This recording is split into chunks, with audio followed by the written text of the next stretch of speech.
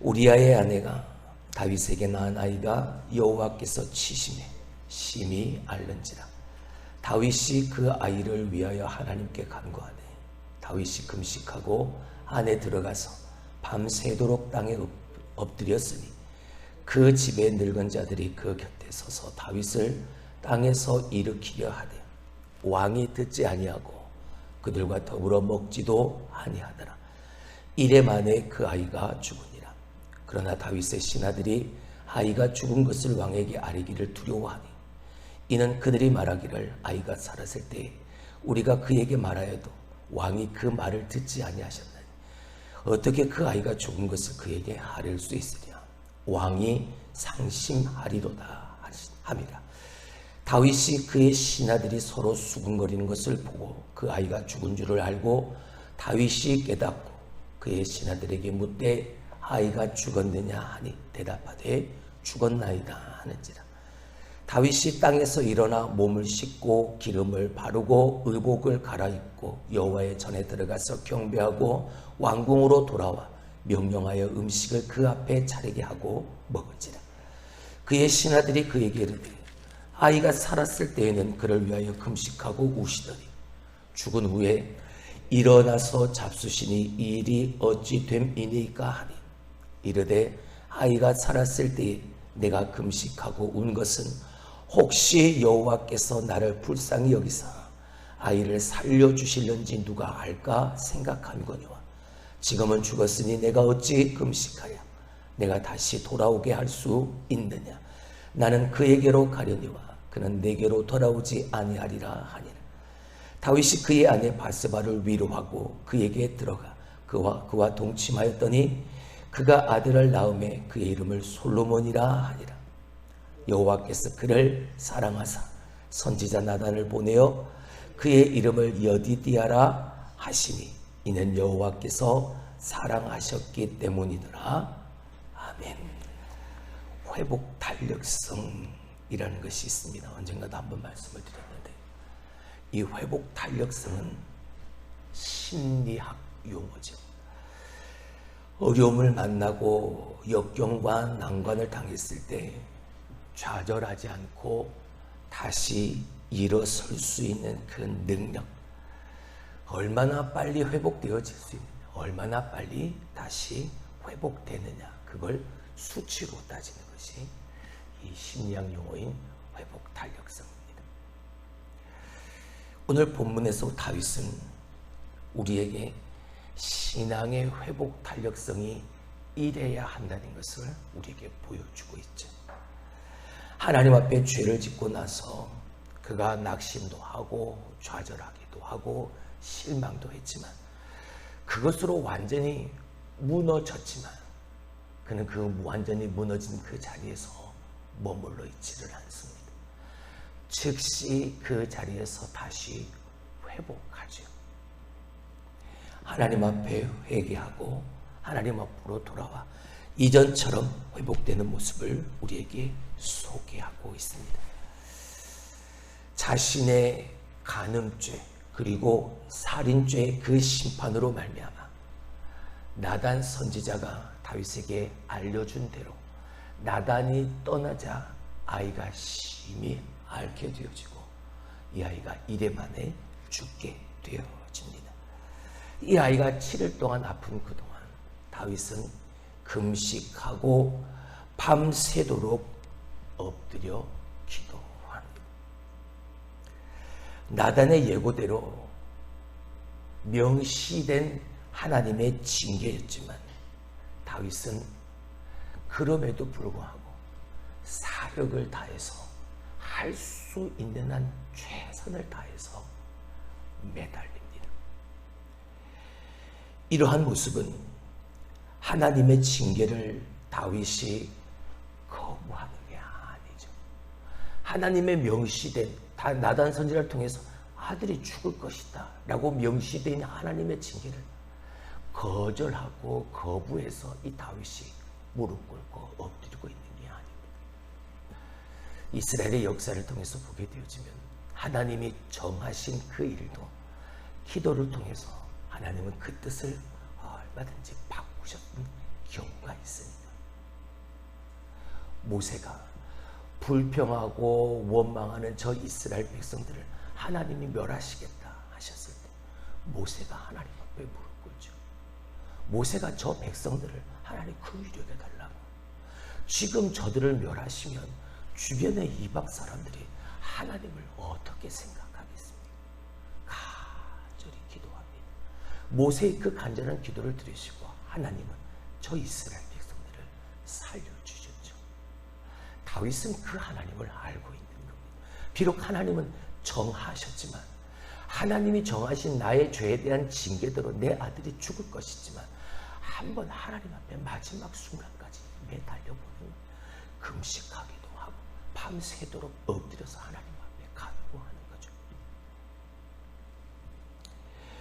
오로지 하나님께만 내 모든 삶의 문제를 다 내어 맡기고 살았던 이전의 다윗의 모습을 회복해 가는 겁니다.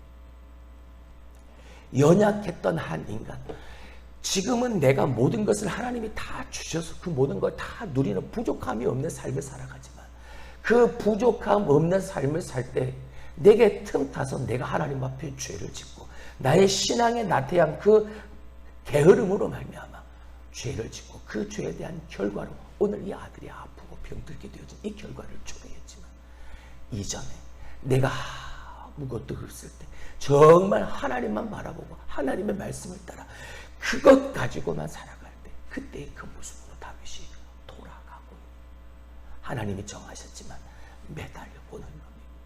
하나님이 계획하셨지만 매달려 보는 겁니다. 참된 회복은 내가 얼마나 연약한 존재인가를 깨닫는 그 순간, 거기서부터 시작되어집니다. 내가 얼마나 연약한 존재인지를 깨달으니까 하나님 앞에 전심으로 무릎을 꿇을 수밖에 없는 거예요. 내가 뭔가 가지고 있을 때 내가 가진 그것으로 어떻게 한번 해보려고 했겠지만 이제는 그 마음이 아닙니다. 내가 이전과 똑같이, 어제와 똑같이 내가 모든 것을 다 누리는 한나라의 왕의 직분을 가지고 있는 신분이지만 이제 그것이 소용없는 걸 아는 거지. 하나님만, 주님만 소용. 다윗의 이러한 간절한 기도에도 아이는 7일 만에 죽습니다. 다윗의 신하들이 그렇게 금식하고 밤새 엎드려 있던 이 다윗이 아이가 살아있을 동안에 그러지 말라고, 당신의 왕의 건강도 생각하라고 부축하고 일으키려고 했지만 꿈쩍도 하지 않았죠. 그런 다윗임을 알았기에 이 아들이 죽었다는 소식을, 다윗이 얼마나 상심할지를 아니까 아들이 죽었다는 소식을 신하들이 말하기를 두려워. 그저 자기들끼리 수군수군 대고 있었던, 어떻게 해야 되지? 어떻게 해야 되지? 근데 이 다윗이 저 신하들이 수군거리는 그 모습을 보고 안 거죠. 아, 아들이 죽었구나. 그래서 신하들에게 묻습니다. 아들이 죽었느냐? 왕이 상심할 것 같아 우리가 말씀드리지 못했습니다. 아들이 죽었습니다. 근데 아들이 아직 살아있을 때의 모습과 아들이 죽었다는 소식을 듣고 난 후에 다윗은 전혀 다른 모습을 보입니다. 자, 우리 20절의 말씀을 한번 보실까요? 다윗이 땅에서 일어나 몸을 씻고 기름을 바르고 의복을 갈아입고 여호와의 전에 들어가서 경배하고 왕궁으로 돌아와 명령하여 음식을 그 앞에 차리게 하고 먹은지라. 자, 여러분, 오늘 지금 이 다윗의 모습은 여러분의 눈에 어떻게 보입니까? 아들이 죽기 전에는 그렇게 하나님 앞에 금식하고 밤새도록 엎드려 기도하더니 꼼짝달싹 안 하고 그냥 땅에 엎드려 있더니 아들이 죽었다라는 소식을 듣자마자 이 아버지 다윗이 옷도 갈아입고 예복으로 갈아입고 그리고 기름칠을 하고 여호와의 성전에 갔다가 다시 돌아와서 명령하여 음식을 차리라 하고서 그 음식을 먹고 있는 이 다윗의 모습을 본 여러분은 어떤 생각이 드십니까? 다윗은 겸허히 받아들이는 겁니다. 뭘요? 하나님의 뜻을요. 그리고 그런 일상으로 다시 돌아가는 거죠. 하나님이 다윗을 용서하셨습니다. 나단 선지자의 지적을 받고 이 다윗이 완전히 부서지고 무너져서 여호와여 내가 범죄하였나이다. 다윗의 그 회개를 하나님은 받으시고 다윗을 용서하셨습니다. 하지만 어제 말씀드렸죠. 죄를 지었지만 하나님이 그 지은 죄에 대한 용서를 하셨지만 하나님은 그 죄를 지은 자에게 분명히 그 대가를 치르게 하신다는 말입니다. 죄에 대한 용서는 하나님이 분명히 하셨지만 다윗이 그 지은 죄로 말미암아 아들이 죽을 것이라는 그 징계를 하나님은 철회하지 않으셨던 거죠. 다윗은 그걸 받아들인 그 하나님의 뜻을 받아들인 거예요. 우리는 하나님께 간구했음에도 내 뜻대로 응답되지 않는 상황을 만납니다. 여러분 그때 우리는 어떻습니까? 그때 우리도 비슷하죠. 그 자리를 털고 일어납니다. 그 자리를 털고 일어나서 저 성전에 문 기도했던 그 자리를 박차고 일어납니다. 근데 거기까지의 모습은 비슷하지 모르지만 그 이유는 완전히 다르죠. 다윗은 혐오의 하나님의 뜻을 받아들이지만 우리는 그렇지 못할 때가 있습니다. 왜 내 기도는 하나님이 들어주시지 않느냐? 불평하고 원망하죠. 근데 우리가 잘못 생각하는 게 있습니다.